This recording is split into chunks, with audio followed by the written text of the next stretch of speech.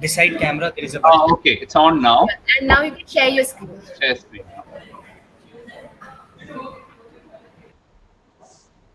And here, the last one, what do you do? I forgot. Stop sharing now, is it? No. Yeah, you can click No, on pull up the slides. Pull up the slides. Okay. Yeah, it will share. Did you click on share? Is it okay now? No, not yet, doctor. It's not shared. You have to go back to the dashboard to share it. Oh. Okay. Stop sharing and go back to this one. Okay, now video is on. This is on. The third icon. Okay, this one share. Then now here, this is what we wanted to. Now I bring it up now. Yeah, no, it's not yet shared, doctor. You have to first click on the. You have to open the white box. Click on the screen, then click on share.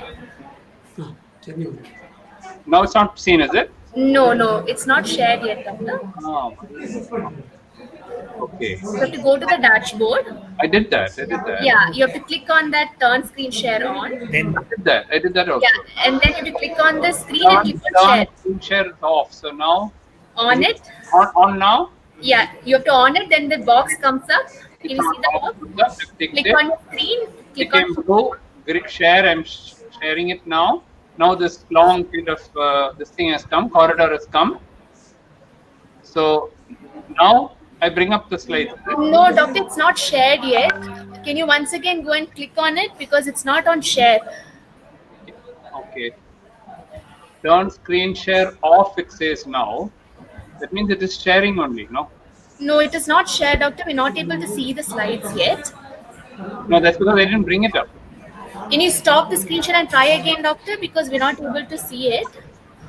Okay. Now let me see whether it comes up now. Now? Yeah. Now? No. The screen is not shared yet, doctor. Can you go back? Share.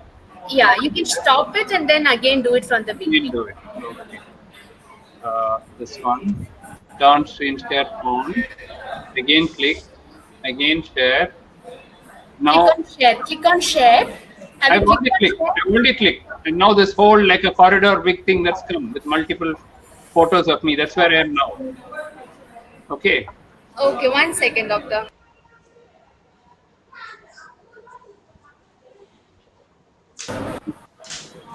Turn screen share is on now. Now shall I try to bring up my screen? Bring up the slides, doctor. Yeah, now? Now? It must be seen now. see actually. Yes. Seen now? Yeah, 1 second, doctor. I think.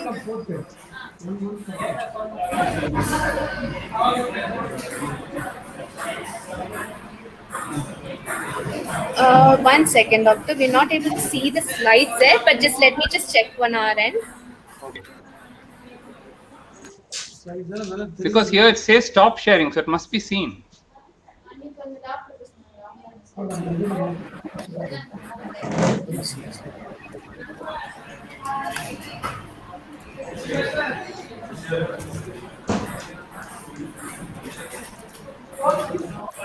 you want to upload the slides? Just 1 minute. Yeah, no problem. Yeah, they can see the slide. Okay, sir. You can start, sir. Nice. Ready now? Okay. You can hear me also, no? You can hear me also? Okay, then I'll start. So, good evening, everyone. Sorry for the slight technical glitch. We had some problem bringing up the slides. I hope all of you can see the slides now. I'm very happy to collaborate with Omnicurus in launching this new live webinar series. It's called On Air with Dr. V. Mohan.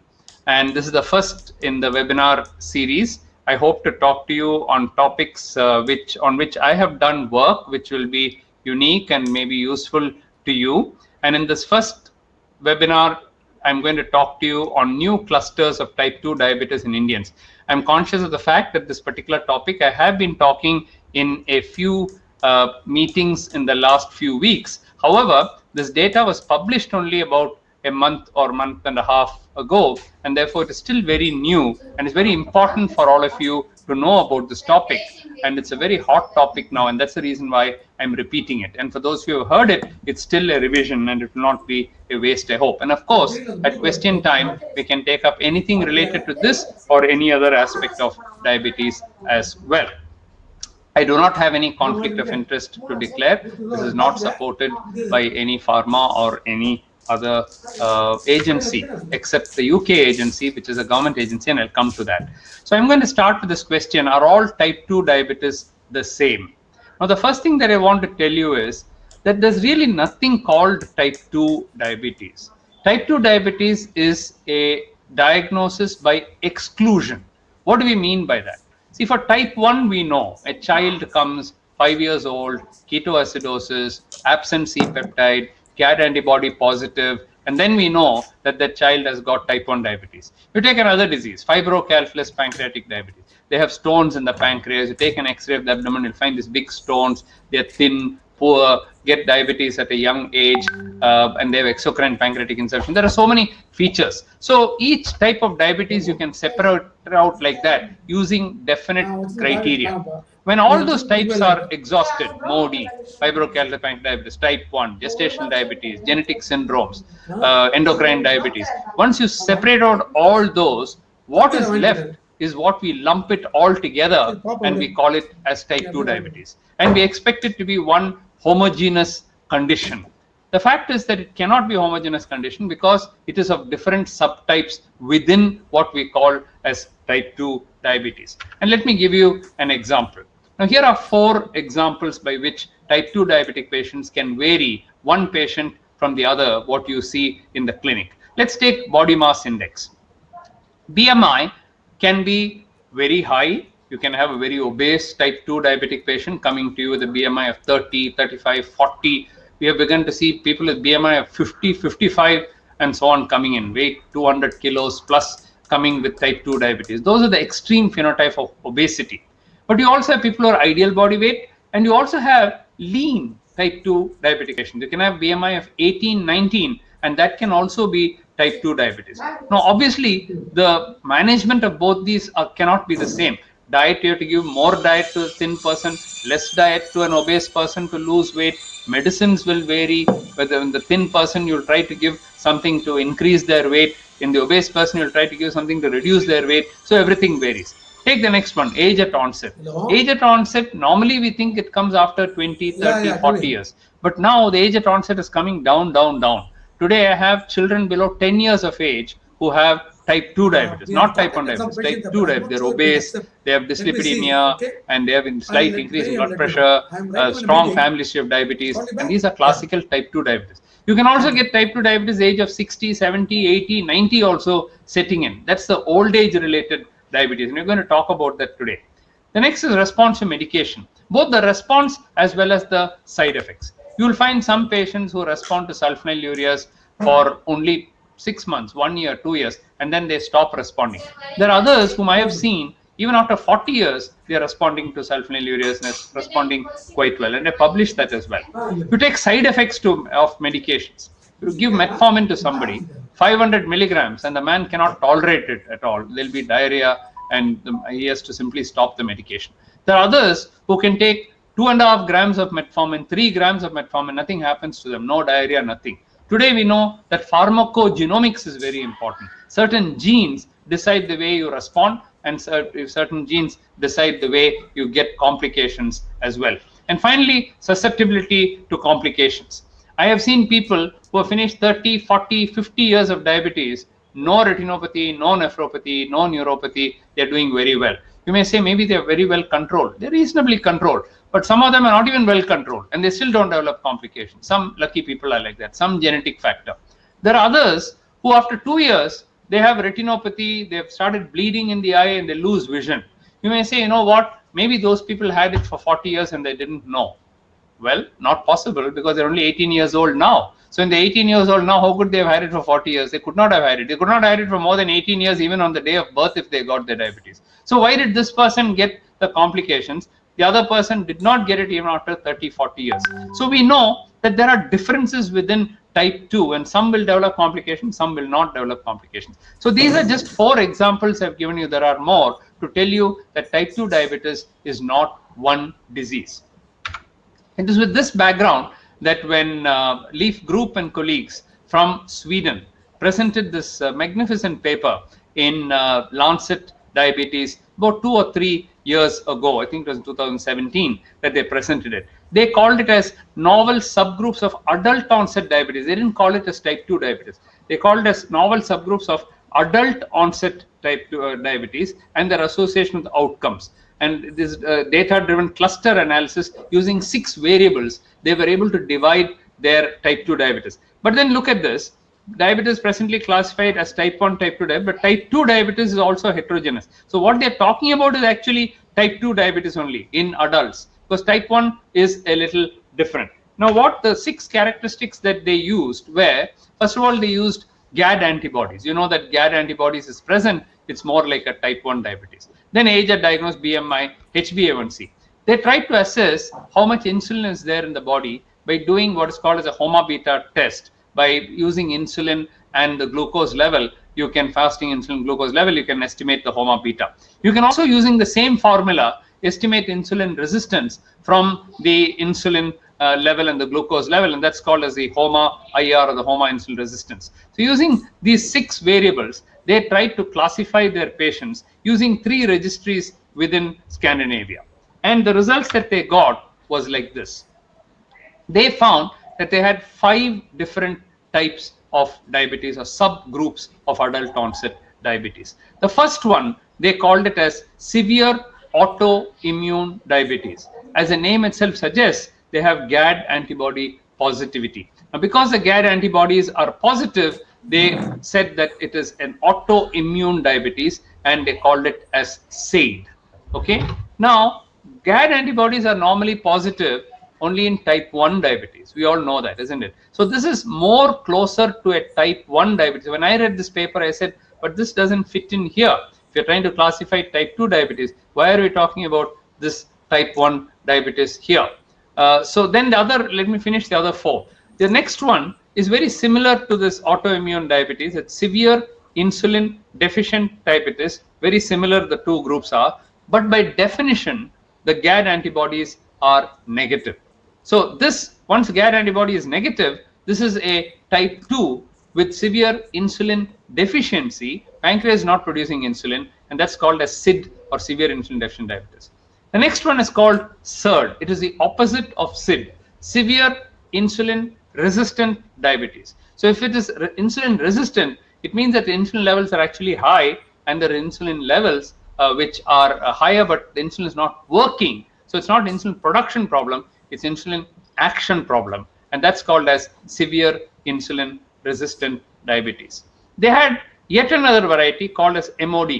MOD stands for mild obesity related diabetes. Here the difference between SIRD and MOD is that here they have obesity, but they don't have insulin resistance. So if you look for acanthosis nigricans, or you look for other features of metabolic syndrome, dyslipidemia, they may not have it in this particular group. That's how they differ from this. And the last one is easy to follow. It is called mild age related diabetes. These are people who get it at older age group. I told you you can get diabetes at 60, 70, 80 years of age. Normally, when people get at older age group, it is milder. Normally, they don't develop any complications of diabetes. So again, to recapitulate so that you'll remember this when I talk about the next variety, the SID is a severe insulin deficient variety, the insulin resistant variety, the obesity without insulin resistant variety, and the age related variety. So these are the 4 types. When we wanted to see, this was then replicated in a Mexican population and some other populations also, it was replicated. So we wanted to see whether it is applicable to our Indian population. And straight away when we started to do that, we said we will not take up this last variety because they are GAD positive, they have to go on insulin. And it's a different type. It's more like a type 1 diabetes. So I said this one we will not. So we took only those who are GAD negative, so that this group, we got this group, but we didn't want to include it along with the type 2 diabetic. So what we did was we removed that particular group. So then we were left with 4 groups. So we wanted to know whether in Indians, this SID, SIRD, MOD and MARD are the same, or is it different? That's what we wanted to know. That's a question. Can it be applied to the Asian Indian population? Why did we want to study this? Why even bother to do all this? The reason is because we know, I think you all know, that Indians are a little different as far as the diabetes is concerned. Now, this is not new information. For the last 30 years, 40 years, we've been saying that Indian diabetes is different from what is seen in the West. For example, we have the diabetes setting it at a much lower age. If they get it at 50, 60, we seem to be getting it at younger age. This has been known for the last 30 years and it's getting younger and younger now. Second, we don't have to have obesity to the same level that they have to get diabetes. For example, only after BMI 25, 26, 27, 28, 30, they get their type 2 diabetes. We start getting it at 21, 22, 23, 24, 25 BMI itself, our risk goes up, okay? And this is because we know that we are more insulin resistant. That was my first paper that I published in Diabetologia in 1986. 34 years ago, we published this paper while working in the UK, where we showed that the Indians have higher insulin resistance. More recently, the series of studies that you're showing, that is shown there, tells us that there is a rapid decline in beta cell function. Our beta cell function seems to be drying up very fast because we are thinner. That is the most important thing. I told you we don't have to have obesity. Because we don't have that much obesity, the insulin level seems to go down. There are many others which I'm not going to spend too much time on. But one more I want to talk to you about. One of the most characteristic features of Indians with diabetes and even without diabetes is what is called as the low HDL cholesterol. We know that the HDL cholesterol is a good cholesterol. You're supposed to have a lot of it, but we have very low HDL cholesterol. We also have high triglycerides. So if you actually look at all the HDL cholesterols of Indians, all of you included, you will find most of us have HDL which is 35, 40, 42, 44, very rarely above 50 does our HDL go, okay? Whereas for the white man, it very rarely goes below 50. It'll be 50, 55, 60, 65. Very, very rare to find an Indian with such high HDL as they see. So we thought that this is a very important characteristic to put in, but they had not included it because for them it's not a very important factor. So they didn't include it in their analysis. Now I'll come back to this later. This study, which I'm going to present to you, is a collaboration between our Madras Diabetes Research Foundation and our center in Chennai and the University of Dundee in Scotland. This is funded by the National Institute of Health Research, NIHR in UK, and the study is called as the INSPIRED study. What is INSPIRED? INSPIRED stands for India Scotland Partnership for Precision Medicine in Diabetes. What we are trying to do now, what I'm telling you now, is precision diabetes. Instead of treating everybody in the same way, okay, they come in, we try metformin. That doesn't work, you give something else. That doesn't work, you give something else. That is like taking a lottery ticket, okay, and expecting that it will work. We are trying to refine it so that personalized medicine or precision medicine can be given to everyone. And that is the basis of the INSPIRED project.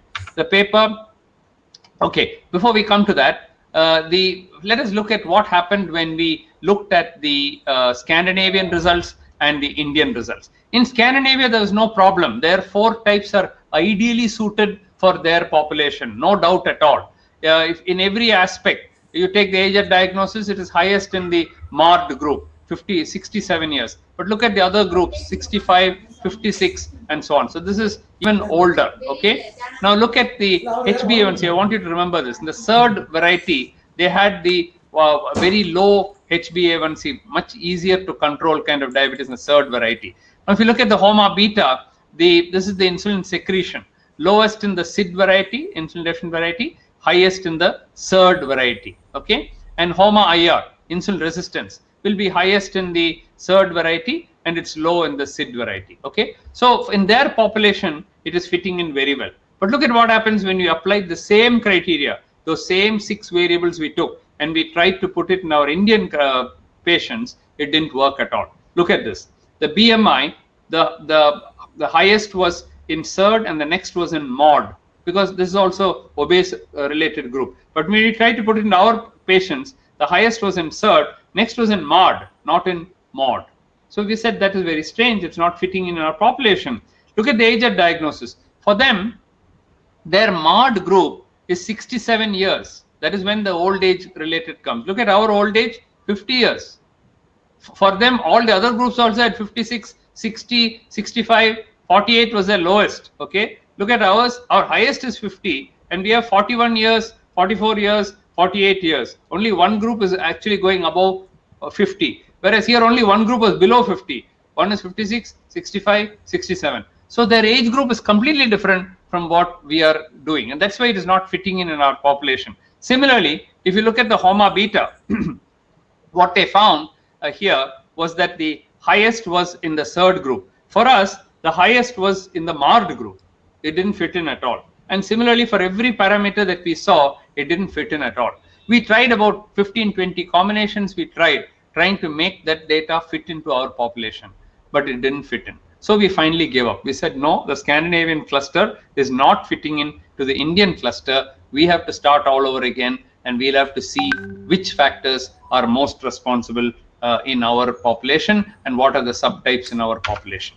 So this is the paper that we published. It was published in BMJ Open about less than 2 months ago. So it's pretty new, and that's why I wanted to talk to you all about this. And my daughter, Dr. Anjana, is the first author. It was her idea. And then we had Mr. Bhaskar, who works with us. He is a bioinformatics person. So both of them are the primary people who worked on this. And these are our collaborators in Scotland, Dr. Ewan Pearson and Dr. Colin Palmer. Right. Now, where did we get our patients from? As some of you may know, we have branches in many parts of India. Okay. So we have in all the 5 southern states. Then we have in Puducherry, we have in Orissa, and then we have in Bengal. At that time, we also had a branch in Delhi. So we had patients from all over, and we use the same electronic records for the entire population. So what we did was, they had about, if you remember those numbers, they had about 8,000 patients in their study. We took more than double the number of patients. We had almost 20,000 patients with type 2 diabetes. Now remember, in Scandinavia also in that paper, what they did was they used people who were diagnosed within 5 years, because after 5, 10, 15, 20 years, the type of diabetes changes. Your insulin secretion will go down.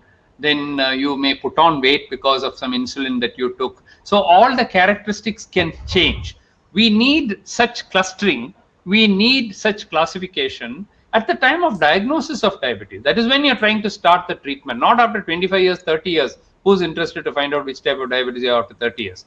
Your type of diabetes will change. Your complications will come in. Everything will change. So we took people who are about 20,000 patients. Age range, you can see, is very wide, from 10 years to 97 years. So we cover the whole spectrum of type 2 diabetes. Duration of diabetes less than 5 years. Now, when we took the criteria, we changed it a little bit. Anyway, that criteria is not fitting into our population because it's not meant for our population. Many of them were the same. We took age at diagnosis, BMI, waist, HbA1c. All these are the same as what they had used. But importantly, we added HDL and triglyceride, because I told you low HDL is the most characteristic thing about Indians. If you leave that out, you're leaving the most important factor out. So we thought the high triglyceride and HDL is very important, so we added that. Then we modified it a little bit. Of course, we had HOMA beta and HOMA IR, which they used. But how many of you have HOMA beta and HOMA IR? Some of you I know use C-peptide. C-peptide is more widely used. So we said we do C-peptide in almost everyone. So we said, okay, let us replace the HOMA beta and HOMA IR, since it didn't work that well. Let us use fasting and stimulated C-peptide. Stimulated comes after taking breakfast. After 1.5 hours we take. So these are the 8 characteristics that we used. Okay, and I'll come back to that. You really don't need all the 8. Even with the first 6, it is sufficient. Even without C-peptide, you can do it. That I'll show you a little later. Okay, so using these 8 characteristics to identify who has insulin resistance, who has insulin resistance, who has insulin deficient, then we thought this is the best way to do it. And when we now looked at our results, we got 4 types of diabetes. But these 4 are not the same as what the Scandinavian group got. Now, here the first variety is the same, SID, severe insulin deficient variety. they are thinner, they have lower BMI, they have less insulin. We did the HOMA beta and the HOMA beta is low, C-peptide is low. So this is a severe insulin deficient variety, same as what they reported. The last one is similar to what they had, mild age-related diabetes. But remember, when we did with the original one, we had 50 years something as the MARD. But still, but for that, it was very similar. And they had the best HDL cholesterol. They did not have dyslipidemia. And that's why they were able to prevent getting diabetes for such a long time. What was of interest was the middle two types of diabetes. The second variety was what they had was called the severe insulin deficient, severe insulin resistant variety, or SIRD. We had a little different one. This is called as IROD. IROD stands for insulin resistant obese diabetes. This is slightly different from SIRD, and I'll show you how it differs. But most interesting was this group. This group is called as CIRDD or SIRD, and this is combined insulin resistant and deficient diabetes. In other words, on one end you got the insulin deficient variety, the other end you got the insulin resistant variety, and the third group is a combination of these two, and this is called the combined insulin resistant and deficient variety. This has not been described by anyone else in the literature so far. This is the first time in the world that we're describing this. And then we had, of course, a MARD variety. Now, what was special about the SIRD variety was that they had the lowest HDL and the highest triglyceride. In other words, the most severe dyslipidemia was seen in this particular group. And that seemed to be the typical reason why they did not see it, because they don't have such low HDLs as what we have. Now look at the characteristics. When I showed you using the Scandinavian characteristics, it didn't fit in our population. When we use these characteristics, which we used, it is fitting like a T, as you can see. See, look at the age at onset, 50 years, as I told you, the others are all 40 years. BMI, highest in the IROD variety, lowest in the thin variety, that is the insulin deficient variety. Waist circumference, same, 90 here, 108 here. HbA1c, remember, there they had the very low HbA1c in the IROD, in their insulin resistant variety. Actually, we had in our insulin resistant deficient variety, we had the second highest HbA1c. So it's very different. But the most striking feature is this. Look at the HDL cholesterol. In their population, they have HDLs of 50, 60 and all that I told you. For us, all the HDLs are low, 40, 38, 42. Everyone has low HDL in our population. But look at the SIRD group, 36, very, very low. And look at the triglycerides, high in everyone, 149, 155, 136. But look at this, 351. So this particular group has severe insulin, severe dyslipidemia with the lowest HDL and the highest triglyceride. Now, if you look at C-peptide, the insulin deficient variety has the lowest C-peptide. The insulin resistant variety has the highest C-peptide. We just used HOMA beta and HOMA IR just for comparison because they had used it. Same thing we are finding. Lowest HOMA beta, the insulin deficiency here, highest in the IROD group, and opposite for the insulin resistance, highest in the IROD group and lowest in this particular group. So everything is fitting in very nicely. So we are now convinced that these are typical Indian clusters which are very suited to our population.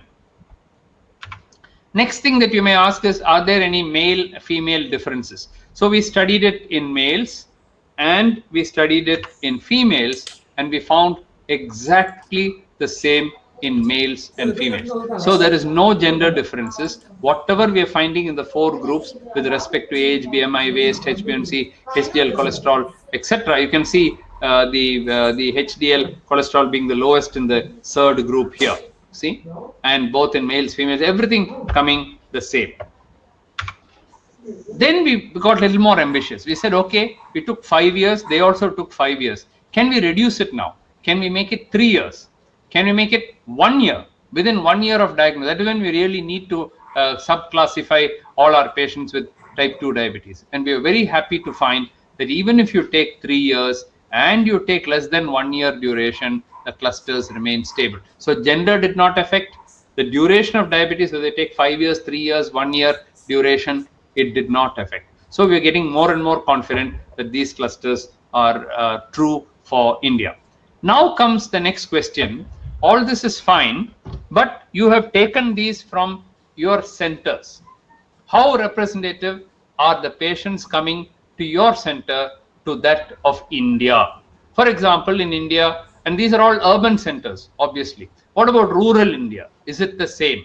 What about different states of India? Is it the same? What about people who take rice versus take wheat eating states of India? Are they the same? All these questions came up internally within our group. Now, that is where we were lucky, because we have the ICMR India Diabetes Study, or the ICMR INDIAB study. For those of you, I'm sure most of you would have heard of the INDIAB study, because this is the largest study of diabetes, epidemiological study in the whole world. There are 124,000 people, 124,000 people, representative of the whole country. Every state in the country is being studied. The study has gone on now for 10 years. It's almost complete. It took us 10 years to completely study the whole of India, but it's almost ready now. It's already, and many papers have already come out on Lancet, and many other papers have already been published. So we went back to INDIAB, followed the same criteria, took newly diagnosed patients who were detected by our screening in INDIAB. They were at the time of diagnosis itself. And then now what we said was, okay, we have used all these characteristics. We also use C-peptide. How many centers in India will have C-peptide? They may not have. It's a costly investigation. Many are not able to do that. So we said, let us try with C-peptide and without C-peptide, what happens in INDIAB. So what we did was, actually in INDIAB, we don't even have C-peptide. Okay, so to replicate this, it's too expensive to do in the whole country, 124,000 people doing C-peptide and all in an epidemiological study. We cannot find the funds to do it. So we have the blood, but we have not done it. So what we did was, we just left those two out. So now we have age-at diagnosis, BMI, waist, HbA1c, triglyceride, HDL. This all of you will have. In any clinic, any of you will have lipid profile, HbA1c, weight, waist, and age at diagnosis. So using this, we wanted to see, leaving out the C-peptide, whether the clusters that we found in our clinic population matches that of the India population. Okay, we were very happy to find that it matched exactly. Now this is India data, okay, coming from all the states of India. Okay, now look at age at diagnosis. I told you it was 50 something there in our population, rest were 40. Same thing in India. BMI, highest in thyroid variety, lowest there. Waist circumference, highest there, lowest there. HbA1c, I said second highest was in the third variety, it was the same. Remember I told you HDL was lowest in the third variety, highest triglyceride in the third variety, exactly the same, 31, 33, and so on. And now this 37, 40 slight difference is because here rural and all comes in. They have lower HDL, they are thinner, their BMI is lower. All those are different what we find there. But you can find exactly the same pattern. These are only clustering, they're only patterns you're talking about. Similarly, when we looked at all the other characteristics, they were exactly the same. So we were very, very, very happy that what we found in the clinic in that large population, when we applied to India, we are getting the same results. And we apply what is called as a Jacquard Similarity Index. So if you use that, we find if anything more than 0.75, it means the cluster allocations are very stable. And that's exactly what we found. Now comes the question, before I conclude, people will ask, why are you doing all this? What is the clinical significance of all this clustering? We were very happy, we'll give one drug, that doesn't work, we'll give some other drug, that doesn't work, we'll give another third drug we'll give, okay? Why go and classify into all these groups? As I told you, this is precision medicine. And we are trying to accurately, why do we say jaundice has hepatitis A, B, C? Why don't you, jaundice is jaundice, why don't you treat? Because we know that A will recover, B will be there throughout life, C is due to blood transfusion. We know different types have different prognosis. And that is the reason why we have to have this. But we looked at it from two angles. Number one, is there any difference with relation to complications of diabetes? And number two, is there any difference with the with the treatment in the sense where the achievement of target of HbA1c less than 7%. Is there any difference between these two? So I'll show you both of that. Now, before that, to tell you, in leaf groups analysis also, they showed something. The thin variety, the insulin deficient variety, they were more prone to retinopathy. Whereas their obese type, the insulin resistant variety, was more prone to nephropathy or kidney disease, especially CKD, chronic end stage renal disease, and chronic kidney disease was more common in the obese type, whereas the thin people are developing more of retinopathy. That was an eye opener when they showed it. We wanted to see whether it's the same in our population. So here are the results. Look at retinopathy. Now, we took the MARD group as the reference standard, because these are people who get it at older age. They are milder, and they are not going to get much of retinopathy, nephropathy. So we took that as the hazards ratio as 1. Anything more than that means that they are more prone. Remember, I told you that the thin people, the SID variety, is more prone to retinopathy in their population. We found the same. Okay, 56% more chance of getting retinopathy if you have the SID variety. Remember, I told you that for the obese variety, they are not so much prone to, that is insulin resistant variety, they are not so much prone to retinopathy. Look at that, 0.99. 0.99 is same as 1. That means not statistically significant. They are not more prone to retinopathy than the MARD group. But look at this fellow, the SERD group. This is the combined insulin deficiency and resistant. Remember, they did not even have a group like that. Now, these people, like the SID variety, they also have insulin deficiency, insulin resistance as well as insulin deficiency. Therefore, they are also more prone to retinopathy. So the message comes out is, if you are insulin deficient, you can develop eye complications. Now let's look at the other one that they said. If you're obese, you will have more proneness to nephropathy. That is what they showed. Now, here we took the nephropathy group, but here we just had even minor microalbuminuria, albuminuria, and all that included. But what they showed was that the SID group was not so much prone to nephropathy. That's what we also found. You can see, if you look at the SID variety, they are not more prone. It's not reaching statistical significance. So they are not more prone.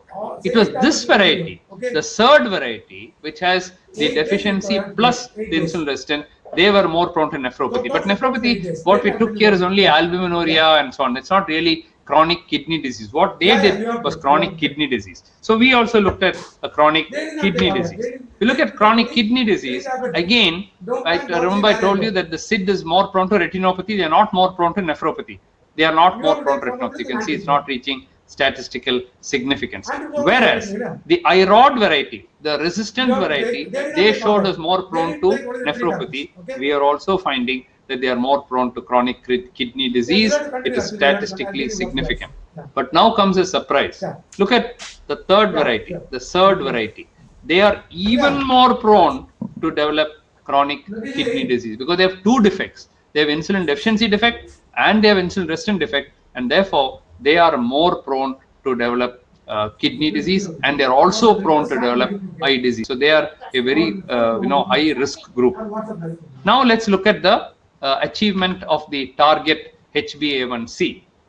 Now if I ask you which do you think will be the easiest to control, the answer is very easy. It's a MARD group, but they are getting it at older age group, and so this is 10%, 20%, 30%, 40%, 50% achieving A1C less than 7%. They are achieving it very fast because they have to start with itself that A1C is low, and it's very easy for them to reach the target. The one which is most difficult to reach is no big surprises. It's a SID variety, the blue one, because they are the insulin deficient variety. If you just keep giving them metformin and all that, they are not going to reach target. And because so far we've been treating everybody in the same way, thin fellow, fat fellow, everybody we treat in the same way. So they are not going to reach the target. That is why in your practice you will find some patients easy to get into target, some people are less easy to get into target. And these deficient variety, the insulin deficient variety, is more difficult to get into target. They would need other drugs. They would probably need DPP-4 inhibitor, or they may need insulin, or they may need the low dose sulfonylurea agents, something like that, to get them into target. Now look at the second group, the IROD variety. Because they're insulin resistant, they are a little more easy to treat. If they lose a little weight and so on, they'll get. So they're not very different from the MARD group. But look at the fourth group, which we said, the SERD variety. Now they have insulin deficiency. Therefore, they are more difficult to treat. So they are behaving exactly like the SID variety. Okay. So these are the most difficult to treat, the SID variety and the SERD variety, because they both have insulin deficiency. Now, what I'm trying to conclude is by saying that we are now trying to develop some kind of formulae, some kind of risk scores, where by using the 6 criteria, having shown that you don't really need C-peptide and all that to classify, then age at diagnosis, BMI, waist, HbA1c, triglyceride, and HDL. We are trying to put it into some kind of a formula that if you have this, it is SID. If you have this, it is IROD. If you have this, it is SERD. And you have the other one, it is MARD. Even clinically, using your own judgment, now that you have this in your mind, I'm telling you, you can easily do it. You're sitting in your clinic, somebody walks in, you're taking the history. How long have you had diabetes, sir? He says, last week I was diagnosed. And how old are you, sir? I'm 65 years old. It's MARD. Straight away, you know it's MARD. Okay. Young man comes, 30 years old, he's thin, and his C-peptide is a bit low. That is SID. Straight away, you know SID. Another man comes, he's 40 years old, he's obese, very fat. It's IROD. He'll have insulin deficiency. He's got insulin resistance, got acanthus nigricans. He's got a different variety. Okay. And then the SERD variety, you must be careful, because they look as if they are little insulin resistant, but they also have insulin deficiency. The C-peptide is low. That is where using the C-peptide and all that will help you to diagnose. And centers like ours, of course, we do that. So it's very easy for us to pick up the SERD variety as well. But remember, anywhere where you find that somebody is not responding to treatment, just think, am I treating the wrong type? And am I giving just a sensitizer to somebody who should be given an insulin secretagogue? These things you can keep in mind. We are trying to simplify this. Till now, we have not succeeded. We have published this paper, shown this all very good. But now to simplify it, to make it for all of you all to use a simple algorithm or an app by which you can make it, so far we have not succeeded.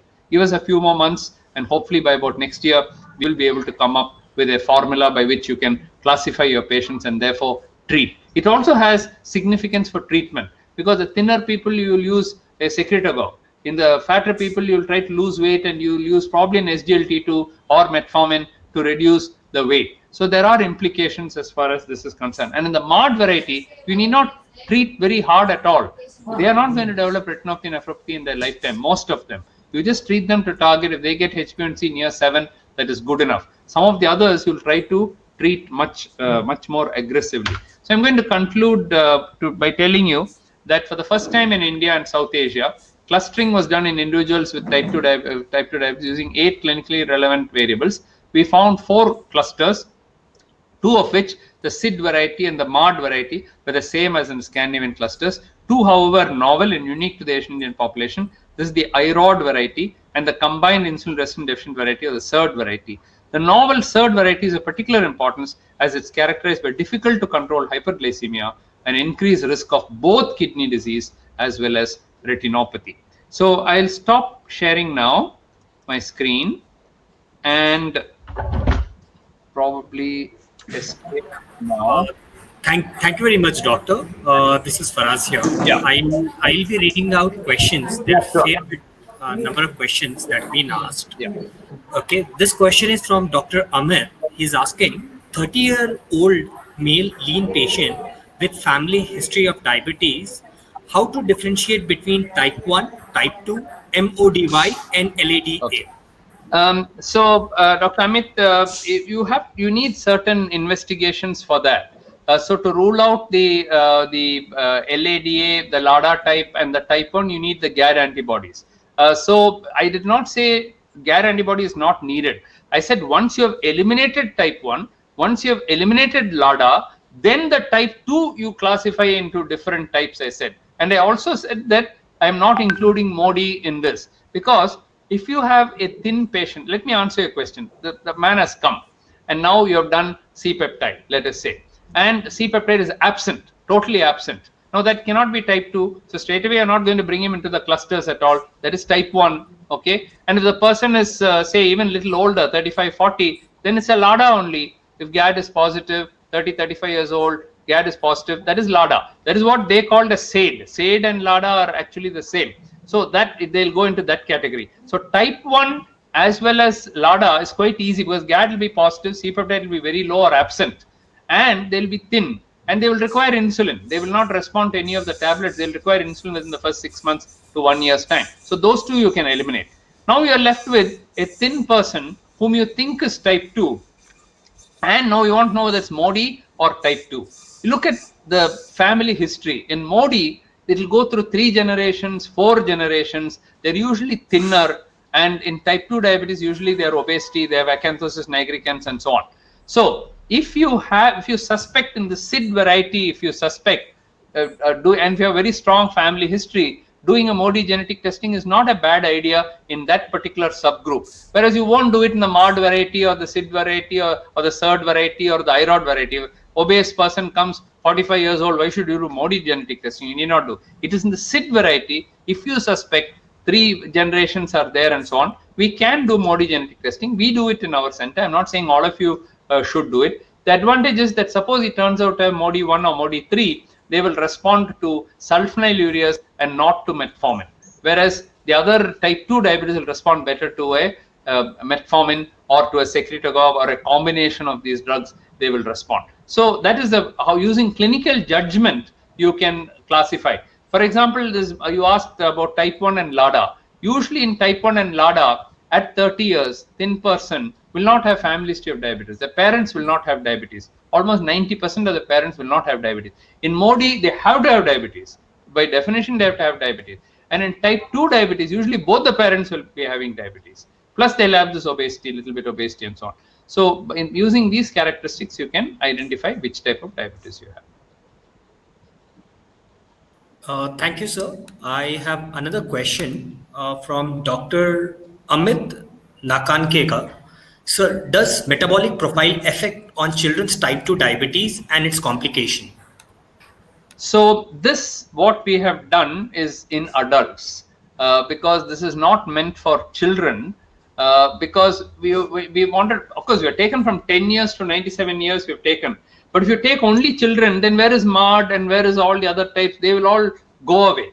To answer your question, in children, you must have a slightly different approach.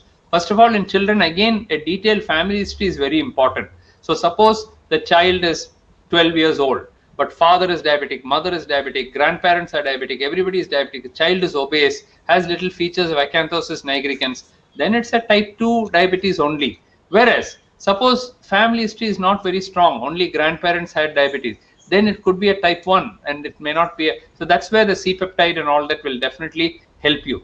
Now, in type 2 diabetes, which comes during adolescence, say 10, 12, 14 years, metabolic syndrome can be present. You can see low HDL, you can see high triglycerides, blood pressure will be above that of a child of that age. So all these features which you're seeing in adults can start coming in children also. And of course, if they are girls, then PCOD may be there, irregular periods can be there. All these can be other features that you may see in type 2 diabetes. But type 2 diabetes coming in children without obesity is very rare, very, very rare. So when we talk about the SID variety, we're talking people in their 20s and above, 20, 25, 30, 35. We're not talking about small children, 10 years and 12 years old.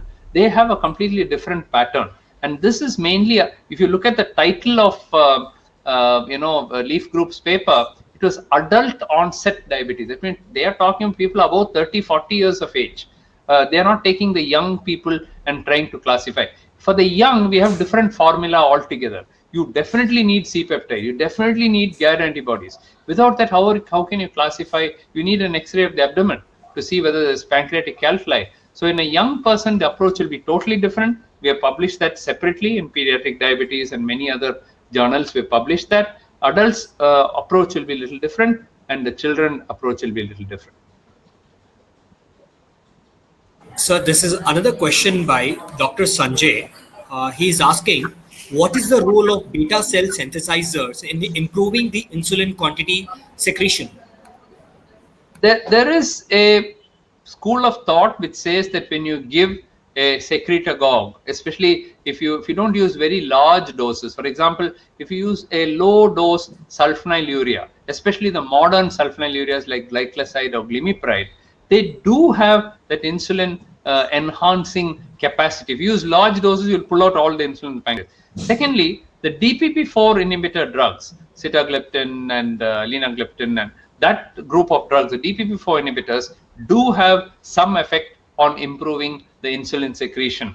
There is also a view that the SGLT2s, because they don't work on the pancreas at all, they work on the kidney, and they can reduce weight and so on, maybe the insulin secretion can go up. And of course, I have also shown through my studies that if you give a short course of insulin for about 1 month, if you're able to give insulin even to a newly diagnosed type 2 patient, then you can preserve the beta cell function and their insulin content can go up. So all these are possible. So depending on the patient that is in front of you, you will have to treat according to that so that the beta cell function is preserved. So this is another question from Dr. Ishwar Prasad, where he is asking, when COBOT trials with SIGIT2 inhibitors, it should be different with reference to new clusters. Yes, although we don't have the evidence, neither Leaf Group nor us have really proved this. First one is to produce the clusters. But yes, what you're saying makes sense. For example, you take the CIRDD variety or the IROD variety. That's the group where we would definitely try to use the SGLT2 inhibitors, because you can reduce weight in them, or even the GLP-1 receptor analogs can also be used in that group, because they can help to reduce weight, reduce insulin resistance, and even remove fatty liver and so on. So those group of drugs can definitely be preferred in the IROD and the SERD variety. Whereas in the SID variety, I would go, as I said, either for a DPP-4 inhibitor or a low dose selective modern sulfonylurea, or insulin also for a short time. In the MARD variety, usually something mild like metformin or a DPP-4 inhibitor would be sufficient, because that would be enough to control the diabetes. So yes, we are getting to the next stage of precision diabetes. We have only now put out the clusters now. Now we'll have to go back and see how in each of these groups what drugs were used. But remember, at that time we didn't know the clusters, we just used the drug. But to tell you, yes, when we looked at our data, it looked as if that in the obese patients we have used sensitizers more and SGLT2s. And remember also that this clustering goes back for many years when SGLT2s are not even available. So we'll have to wait. These SGLT2s have been there only the last couple of years. All the CBOT trials have come last year and the previous year. So as we go forward, the next 3-4 years, Ishwar, as we go forward, we will be able to tie in these and say, for this group, this particular drug worked, for that group, this particular drug worked, and so on. Ishwar, also I'd like to tell you that, see, if you look at the EASD ADA guidelines, let's say 2015, 4 or 5 years ago, what did they say? First metformin.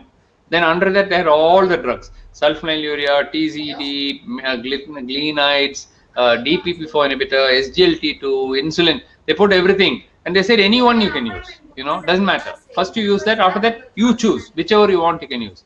When the latest guidelines came, 2019, 2020 guidelines, when they came, they started classifying it based on the CVOT trials, saying that if you have atherosclerotic cardiovascular disease, if you have a propensity to heart failure, if you have renal as one of the problem, consider an SGLT2 first. If obesity is a problem, try or the heart, again atherosclerotic cardiovascular disease, try a GLP-1 receptor analog.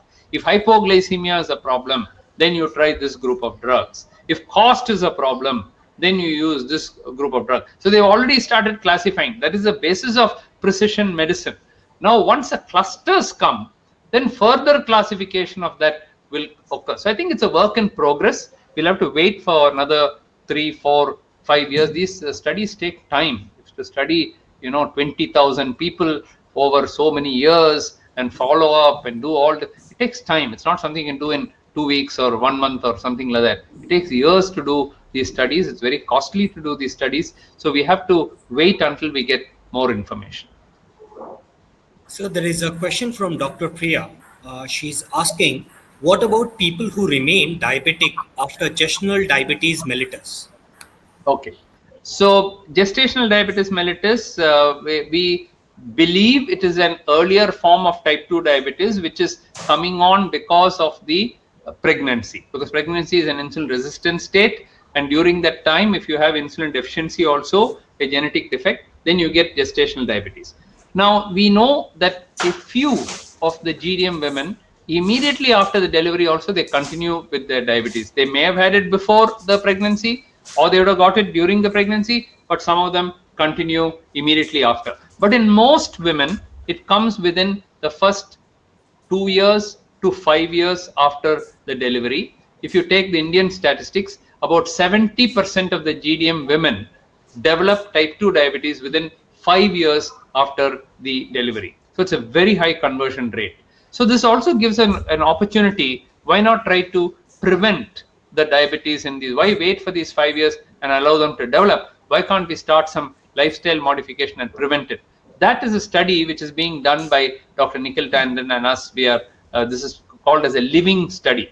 Okay, so lifestyle modification during gestation diabetes is called living study, and that study is going on where we are giving diet, exercise to women who have after GDM, trying to prevent diabetes in them.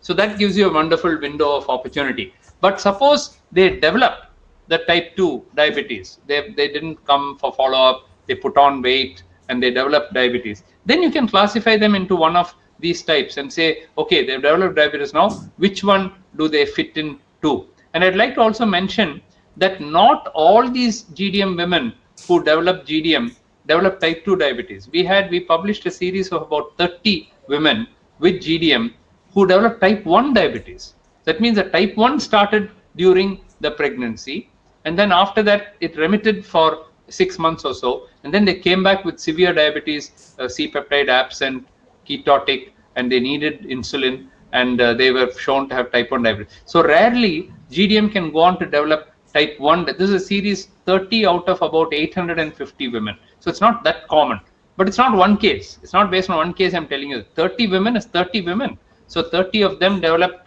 type 1 diabetes. So you must be careful. And how did they behave during the pregnancy? When we went back and saw what is different during the pregnancy, they needed huge dose of insulin. Normally, GDM women can be controlled with metformin or with diet, or if you give them insulin with 10 units, 12 units, even single shot of insulin, you can control them. But these women who developed type 1 diabetes needed 2-3 times insulin during the pregnancy, 2-3 injections, and they needed 40-50 units. So they were behaving differently even during the pregnancy. And so we could have predicted that these women are different. So there is a question by Dr. Ahmed. Can COVID-19 have impact on these type of IROD and CIRD? I think it can produce in anyone. Why only in because I can understand because they're obese, can it have a worse impact? Yes, obesity is an independent risk factor for worse outcomes after COVID. So if you have obesity and diabetes, you will do worse with that. But I think anybody with diabetes, anyone uncontrolled diabetes, COVID will impact. And talking about the relationship between COVID and diabetes, COVID can produce diabetes in 4 ways now. We know that. Number 1 is because of the stress, anxiety, depression associated, fear associated with COVID. Some people, convert into diabetes. Second way is because of the lockdown, people put on weight, they didn't exercise, and they started binge eating, giving up on their thing, and they put on their obesity levels went up, and because of that, you can get diabetes. Third and a very important cause that we're seeing now is due to the steroid treatment. They get COVID, they get into the ICU, they're given huge doses of dexamethasone. And by the time they get discharged, those who didn't have diabetes, they come out with blood sugars of 400, 500, and so on. We are trying to see, I've seen some cases like that, but we are trying to see whether after the steroids are stopped, after 1 month, 2 months, whether the diabetes remits or they remain diabetic. Definitely the insulin dose comes down, but I still don't have the full follow-up to see whether they completely remit. And the fourth mechanism is they are talking about, it's really not been shown, and I have not seen a case so far of COVID, the coronavirus, going and knocking out the beta cells and producing a virus-induced diabetes, COVID-induced diabetes. That's a fourth mechanism by which COVID can produce diabetes. That I have not seen. There are people telling me that they come with very high sugars and they need huge doses of insulin. I don't directly treat COVID patients. So only after they recover only they come to me. But we're beginning, the first three I have seen.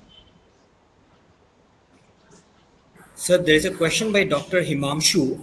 All the investigations were taken as cross-sectional data. HbA1c may change after 6 months of treatment. Yeah. How can you use it as determinant of cluster when it can fluctuate with treatment?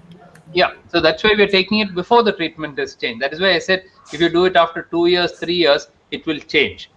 So the HbA1c will still tell you at the time of diagnosis. Suppose the HbA1c comes as, if for example, if you remember the table which I showed you, in the MARD variety, the HbA1c is only 7.2 or 7.3. They are very mild, even though they get diabetes, they're very mild. That's why they're called as mild age related. Whereas in the SID variety, and because they have insulin deficiency, they'll come with HbA1c of 12, 13, 14. So they come with very high HbA1c. So looking at that itself, to some extent, you can say probably this guy has insulin deficiency. So we cannot underwrite the importance of HbA1c saying, oh, it's not important. Of course, when you start treating it, it will. You saw even after treatment, after 4 years, 5 years, you saw the MARD variety quickly getting into below 7. You saw the SID variety, even after all the treatment that we gave them, we must have given them multiple drugs, and still they not achieved that 7%. Hardly 20% or so reached the 7% target. Some cases are more difficult to reach the target. HbA1c is not an absolute indicator, but it will still tell you something about the severity of the diabetes. It will tell you, and therefore it's a useful parameter. But you're absolutely right. The more you treat, that is why we went on reducing. First we started with 5 years, then went to 3 years, then came to less than 1 year duration. Most of them were 6 months and so on. So they just got into the treatment. So by the time we know how easily some people get into under control and others take more time to get under control. That is the reason why we use the HbA1c. But you're right. If you keep on treating them, it will change completely. For that matter, the entire clustering will change after 5 years, 10 years. Suppose you give SGLT2, an obese man will become less obese. Okay, you give pioglitazone, they'll put on 15 kg in weight. So the thin fellow also can become obese. So all these changes will come due to insulin, can increase the weight. GLP-1 receptor will decrease the weight. Sulfonylurea slightly increase the weight. So depending on the treatments that you give and the diet and the exercise, the treatment, the classifications can change. For example, suppose an obese patient underwent bariatric surgery. Okay, he will completely come down to the normal category and it will come down. So he is no longer in that category because he has been treated. Suppose he goes on a severe hypocaloric diet. He is in the IROD variety. But now what happens is that he has decided to lose 30 kilos in weight, and he takes only 800 to 1000 calorie diet, and he crashes his weight. What will happen? Now he's not in the IROD variety. The signs of insulin resistance will go away. So in diabetes itself, it's a dynamic process. But how many people like that who have lost 30 kg in weight? You can count 5 people, 10 people in your entire thousands of patients that we treat. So that is why clustering is to identify a group of people. For a given individual, it may not be that important. But when we see a particular trait, we'll say that within this, these people behave like that. But if you look at biology, if you look at medicine, there are always exceptions. We are saying mild age related. I can show you severe diabetes at that age of 60, 70, people coming with 500 blood sugar also. They are not mild age related. Okay, they may develop complications. So within each of these, there are exceptions. That is the beauty of medicine. You cannot say only in mathematics you will find 2 plus 2 is 4. In biology and medicine, 2 plus 2 is very rarely 4. It can be 3.5, it can be 4, it can be 4.5 also. Sir, this is a question by Dr. Ambika Prasad Yadav, where she is asking, can we prescribe low-dose aspirin 75 mg to all type 2 diabetes patients to prevent ASCVD, but often it becomes hazardous like GI bleed or cerebral bleed? So, Dr. Ambika Prasad, the answer to that is the primary prevention of heart disease. That is what you're talking about. Giving aspirin to everybody to prevent heart attack. Now you should realize that not everybody is at risk of developing heart disease. So I don't give aspirin to every diabetic patient for the very reason that you said. They can bleed, they can die. If you start, they can not only bleed due to GI bleed, they can develop cerebral bleed. And so you're trying to prevent heart attack, they'll develop stroke, hemorrhagic stroke, which is worse. Okay, so whereas where do you give? Suppose you find that the risk factors are very high: severe dyslipidemia, obesity, diabetes, hypertension, family history of heart disease. Father had heart attack at the age of 40, mother had heart attack at the age of 45, something like this. This is a very, very high risk individual where we can take the risk and give aspirin. So aspirin or clopidogrel is not for primary prevention of type 2 diabetes and of heart disease in every patient with type 2 diabetes. Only in very high risk patients you should give. However, for secondary prevention, those who have already had a heart problem, then it is mandatory to give this blood thinners, and that is called secondary prevention. And for secondary prevention, it is justified to give because they already had a heart attack. Now it is treatment, it's not prevention anymore. And such people you should give. So remember, aspirin is approved for secondary prevention. For primary prevention, there's a lot of controversy using aspirin, and you should be careful and only use it in, it's not like treating dyslipidemia or treating diabetes or hypertension. There is this risk involved. This is the final, it's a kind of a statement and a question from Dr. Debeshwar Das.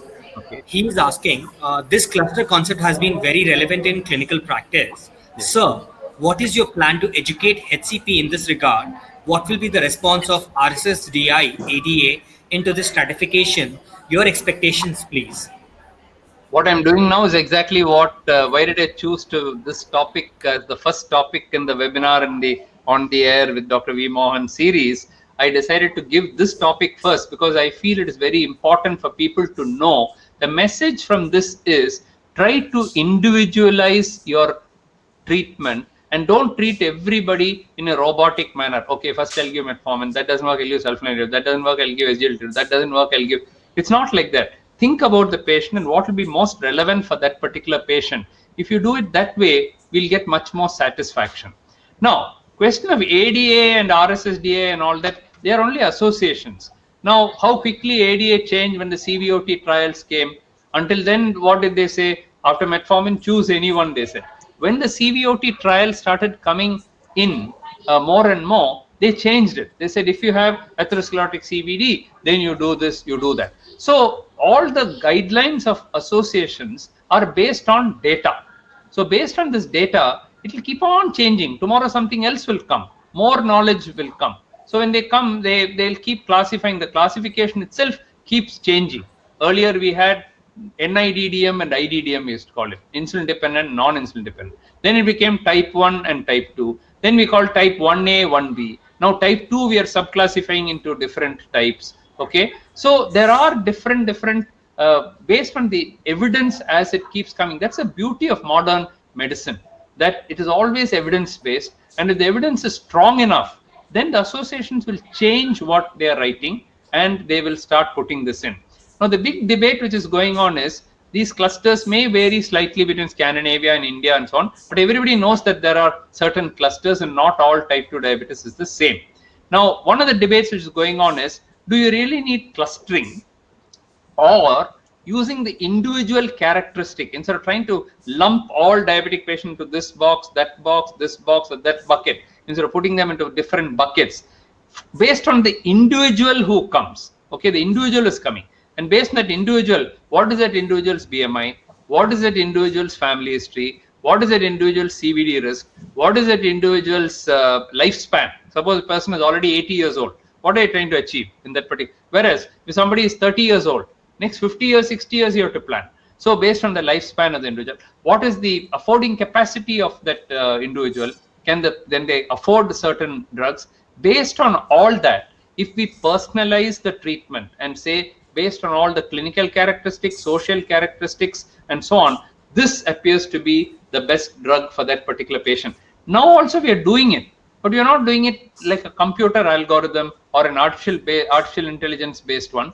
We are using our common sense. Somebody comes, poor man, I won't even think of GLP-1. He cannot afford it in the first place. Why would I give that to him when he cannot even afford it? So there are certain things which we have to decide, seeing the patient as a whole. And based on that, we decide this drug is best suited for this particular patient, for this particular situation. And even for that particular patient, you might find some rare side effect coming. Then we'll say, no, don't use this drug for this particular patient. It doesn't suit the patient. So as long as you keep your mind open and use these as signposts or guidelines to decide your treatment, then that's all that we are asking you to do. We're not saying only follow these guidelines, only follow these clustering, only do this. Each patient is different. The idea is that all patients are not the same. Now, after this talk, when an old person comes, you'll say, oh, this is MARD, this is something. That thinking, as long as you have, that is all we need. And then ultimately, it's between you and the patient. You have to decide what is suited for that particular patient. Sir, there are a couple of questions from different doctors. It's on how to calculate the dose of insulin based on per kg body weight or blood sugar level. So there are different formulas which are used. So normally a per kg body weight is given, and it can be, depending on the thing, we'll say that whether, say 1 unit per kg body weight will come to a very huge dose. So we'll say 0.5 units per kg body weight or 0.3 unit per kg body weight is what we normally use.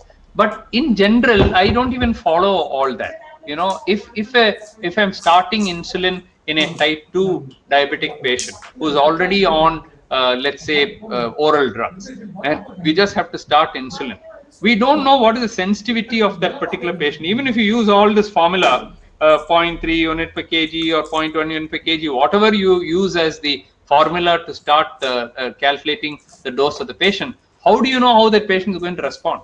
Once that insulin is given, A will respond one way, B will respond another way, C will respond another way. We don't have an algorithm for that. We don't have a computer to tell us that. Only by trial and error we'll know. So in a practical sense, what we will do is that if a type 2 diabetic patient, now we are starting insulin for the first time, we'll first decide, are we going to give basal insulin, or are we going to give mixture insulin, or what are we going to use? Let's say it's basal insulin. Now basal insulin, let's say his fasting is 200. So he has to come down to about 100 milligrams, has to come down. We'll start with some particular dose. Let's say we start with 10 units or 12 units at night.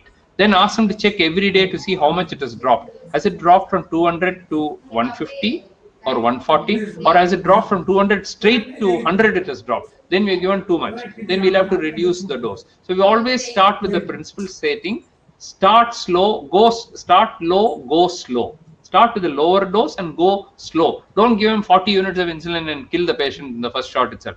Start with even 8 units, doesn't matter. See how it is. Oh, it didn't come down. 200 came only to 180. Not enough. Now we can give, let's say, instead of 8 units, we'll give 12 units and see what happens. Oh, now it's come to 160. We probably need about 16-20 units, we know. This is how we have to give and then see. In a type 1 patient, of course, it's completely different. We have to give, the multiple daily dose of insulin, what we call as a basal dose and a bolus dose. So we calculate the total dose. Let's say 40 units this patient may need. 20 I'll probably give as a basal shot, and the remaining 20 I'll divide into 3. Morning, afternoon, and night. So I may give that 20, I'll give, let's say, 8 and 8 and 4, or 8 and 6 and 6, something like that. We'll divide it, giving more in the daytime, less in the night time. So there are formula. One of the classes I'll take on insulin later on. If you're interested, I can take a webinar on starting insulin and how to adjust the doses and so on. This will be too much to take as part of today's thing. We'll reserve that for another lecture. So this is the penultimate question, where 3 questions of relevant in and around metformin have been asked. The question number 1, Dr. Nagar, can we use metformin during second trimester pregnancy? Question number 2, Dr. Anu, if sitagliptin and metformin combination not working, then what drug may be added other than insulin? Okay, and question number 3 by Dr. Alhari, sir, what is your choice of add-on drug? who is on metformin monotherapy in terms of efficacy, low hypoglycemic risk, and economic status, sir? So there are three different questions, and there is no one answer to all of them. The first one was sitagliptin, metformin, rumba, and the choice after metformin. What is the first one? First one was what? If sitagliptin and metformin. Second one. First one or something else? Yeah, can we use metformin during second trimester pregnancy? So yeah, this is a usual controversy which goes on whether metformin can be used or not. The MIG trial showed that metformin can be used during pregnancy, both in the first trimester as well as in the second trimester. In fact, in many places already become the drug of choice, and many people are using it. I'm old-fashioned. I still prefer insulin during pregnancy, but there are many obstetricians for whom starting insulin is a pain. They have to depend on a diabetologist or a physician. Here, metformin they are so used to giving during PCOD, and they continue it. But remember that 50% of GDM women, even in the MIG trial, needed insulin. So while metformin is safe, it can be given during pregnancy, but you may need additional insulin, about 50%. And if you are conservative, then you can take insulin itself and don't give metformin during pregnancy. It's a controversial issue. It's never been really answered, but safety has never come out as a major factor. So safety you can definitely use. Then the other question, if sitagliptin metformin combination didn't work, what will you use? So obviously the DPP4 metformin is not working. It could be worthwhile trying an SGLT2. Maybe they are in the third variety or one of the other IROD variety, where they may not be responding very well to the DPP4, but they may be responding better to an SGLT2. Sometimes, very surprisingly, you will find that they respond very well. Now, the third question was, after metformin, which drug will you use? It depends on so many factors, as I told you. It depends on the sugar levels. It depends on the age of the patient. It depends on an older patient will not use very powerful drugs which can produce hypoglycemia. It depends on the duration of diabetes. It depends on many factors. You raise the issue of socioeconomic status. So socioeconomic status, there are drugs which are inexpensive. The sulfonylureas and metformin are quite inexpensive. You can use that. If you take the DPP4 inhibitors and the SGLT2s, some of the DPP4 inhibitors like teneligliptin and so on are cheaper. If others cannot afford it, you cannot afford other drugs, you can use them. Today, vildagliptin has gone off patent, so you can use that if the patient cannot afford it. SGLT2s, the common ones which are with the CVOT experience, they are all a little more expensive. So if they can afford it, they can use that. Otherwise, drugs like remogliflozin have come, which are cheaper, and they don't have the CVOT trials, and the evidence is not that much, but they are less expensive. If your patient really cannot afford it, then what can you do? You'll have to use them only. So today we are in India, we are blessed with a very wide variety of choices of anti-diabetic drugs. So depending on which is your particular experience and your choice, as well as your patient's affordability and also the side effects, you'll have to tell the patients, if you're going to use an SGLT2, you must tell them about genital infection and UTI. If you don't tell them about these and they develop problem, and then you must tell them about drinking enough water and all these things you must tell them. So each one comes with pluses and minuses, pros and cons. So using all that, if you discuss everything, it's good to have more choices than to have less choices. Like cars, I always use the example of cars. In the good old days, you had one Fiat and you had an Ambassador. And then some standard came after that. That's it. And for that itself, you have to wait for 1 year to get a car. Today, with 100 car choices, different models, different prices, different thing, that you are spoiled for choice today. You can, depending on your budget, depending on. We have to be careful because of these risk factors. You got it right? Yeah. Since you have so many choices, that it's much better today that you can choose the correct one for your particular patient. Sir, this is a final question. It is related around statins. This is asked by Dr. Bhagwan Dattarao Deshmukh. Sir, is there any role of statins in prevention of coronary heart disease? And the second question is Dr. Dinesh Chandra Pant. Do statins have role in DM treatment? Second one, in DM treatment, what do they have a role? They don't have any role in the treatment of diabetes or treatment of hyperglycemia. In fact, there is a small body of evidence which shows that statins can actually produce diabetes. So increase the risk of diabetes. The risk is small. The benefit is much more with the statin, and therefore you should not avoid a statin thinking that they'll get diabetes and so on. And it's mostly with very high doses that they get that slight increased risk of getting diabetes. But to answer the question, does it prevent CVD? There are at least 20 different trials which have been done, right from the Voskhorst trial to the Forest trial to the heart prevention HPS trial to the treat to target trial. There are so many trials on statins, and they have all shown that they get beneficial effects. So I am a great believer in statins. I believe that if there is even the slightest dyslipidemia, you should treat with a statin. Statins are safe. They've stood the test of time. 20 years, 25 years, they've been around. So we should use a statin when indicated. Of course, there's no indication. Simply going and taking a statin may not be a good idea, because they do have their own little side effects. They can increase the liver enzymes a little bit, and then some kind of muscle pain and myopathies come. Myopathies can come in some patients. So there are not that statins are completely without side effects, but relatively speaking, the side effects are very small, and the benefit is so much more. The benefits far outweigh any risks. So don't believe WhatsApp messages and internet where they tell you statins are bad and statins are made up by pharma, and there is nothing called cholesterol, there's nothing called LDL cholesterol. That's all complete nonsense. There is something called LDL cholesterol, there is something called heart risk, there is something which can be reduced by using statins, and all the studies that have been done on the statins are all true. They're all absolutely true, and therefore statins have come to stay, and every guideline recommends it in the world. So all these are fake news on social media. Thank you very much, sir. It was indeed very informative webinar, and I guess it was very educative as well as lucid presentation.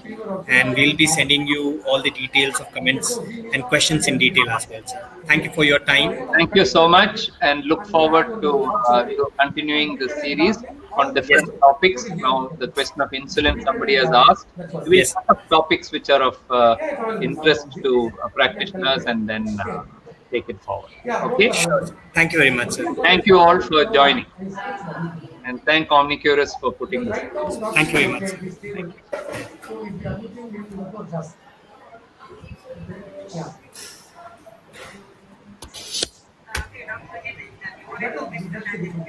That is what we do.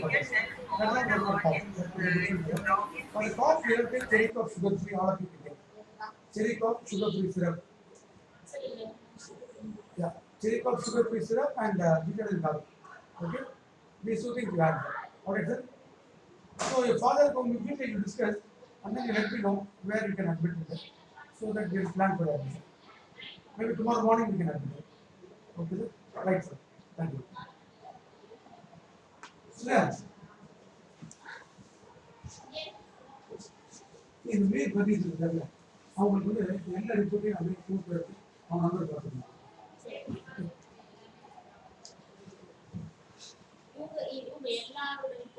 What number is it? English on 2 times. Have some marks. You can import very UK. They were 0.3 0.1.